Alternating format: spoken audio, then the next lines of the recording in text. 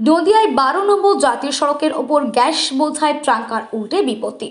রাজ্যে যখন রান্নার গ্যাস নিয়ে চলছে হাহাকার, ঠিক সেই সময় নদিয়ার ১২ নম্বর জাতীয় সড়কের ওপর ডিভাইডার ভেঙে পাল্টি খেল গ্যাস বোঝাই একটি ট্রাঙ্কার। হলদিয়া থেকে জলপাইগুড়িগামী এই গ্যাস বোঝাই ট্রাঙ্কার হঠাৎই নিয়ন্ত্রণ হারিয়ে রাস্তার মাঝে থাকা ডিভাইডারে ভেঙে পাল্টি খায়। যদিও ঘটনার খবর পেয়ে ঘটনাস্থলে পৌঁছায় ধুপুলিয়া থানার পুলিশ। ইতিমধ্যেই রাস্তার মধ্যে থেকে গাড়ি টেনে তোলার চেষ্টা করছে নদিয়ার ধুপুলিয়া থানার ভাষারাঙ্গা বিল এলাকায়। ১২ নম্বর জাতীয় সড়কের ওপর এই ঘটনাটি ঘটে। জাতীয় ট্যাঙ্কার উল্টে যাওয়ায় অন্যান্য গাড়ির সকল চালকরা রীতিমতো আতঙ্কিত হয়ে পড়ে। জাতীয় সড়কের একটি লেন ইতিমধ্যেই বন্ধ করে দেওয়া হয়েছে, অন্য একটি লেন দিয়ে দুদিকের গাড়ি চলাচল স্বাভাবিক রেখেছে পুলিশ। কী কারণে এই বিপত্তি তা নিজেও জানে না গাড়ির চালক বা খালাসি। প্রাথমিকভাবে মনে করা হচ্ছে সম্ভবত গাড়ি চালাতে চালাতে চালকের ঘুম পেয়ে গিয়েছিল, আর সেই কারণেই এই ঘটনা।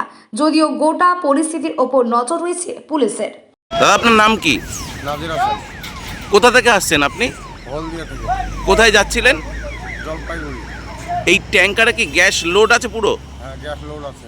কি ঘটনা ঘটেছে? ঘটনা বলতে গেলে আমি তো কলোনিতে ঘুমিয়েছিলাম। ঘুম থেকে ভোর ৫টার সময় ভোর ৫টার সময় গাড়ি ছাড়লাম। গাড়ি ছেড়েছে কীভাবে যে কী হলো আমি নিজেকে বুঝতে পারছি। পাল্টি হয়ে গেছে পুরো? হ্যাঁ, গাড়ি পাল্টে। ওই রোড থেকে এই রোডে চলে এসছে? হ্যাঁ। এই এলাকাটার নাম কি? এলাকার নাম হাসাডাঙ্গা। হাসাডাঙ্গা। আপনার কোথাও লাগেনি তো? না স্যার, আমার লাগে। তারপরে কি করলেন আপনি? তারপর আমি থানাতে ফোন করি, থানার লোক এলো, থানার লোক এসে ফোন করলো।